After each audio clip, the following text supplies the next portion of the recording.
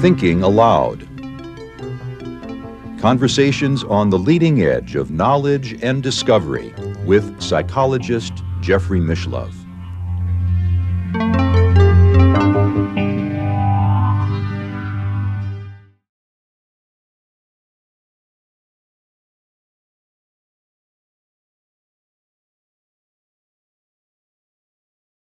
Many people consider Jung perhaps one of the 2 or 3 greatest thinkers of the 20th century.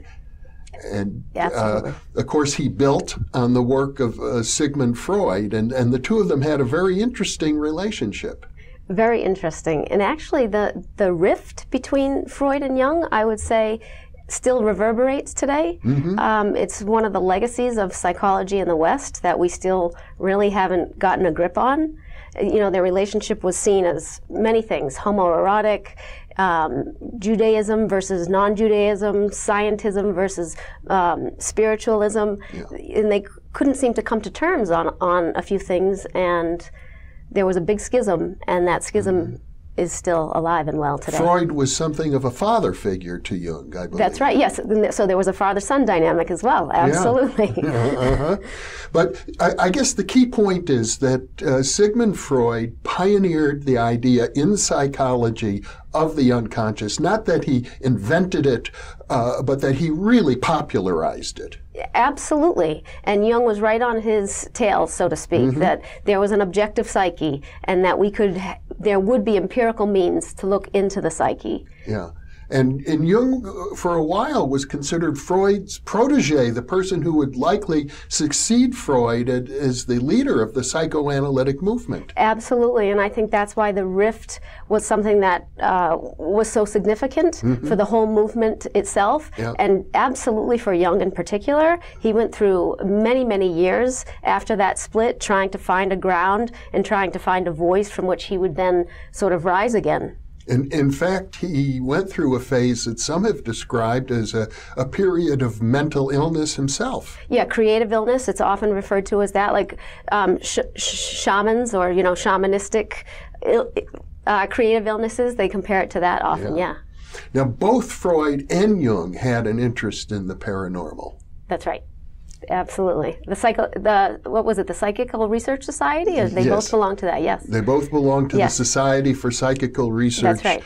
Founded in 1882 in London. Yes.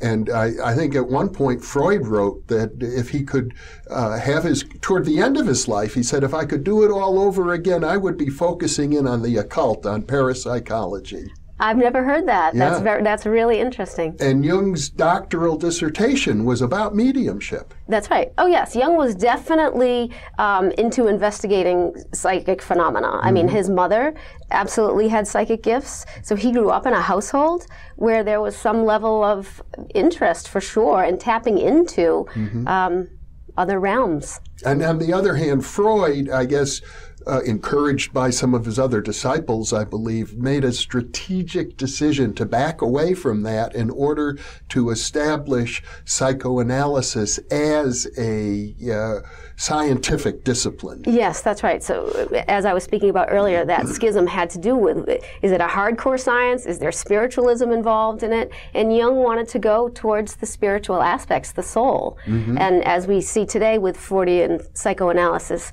neuroscience is very popular. So still that rift survives. Is it neuroscience? Is it the soul? And we're still trying to find our way back, I think.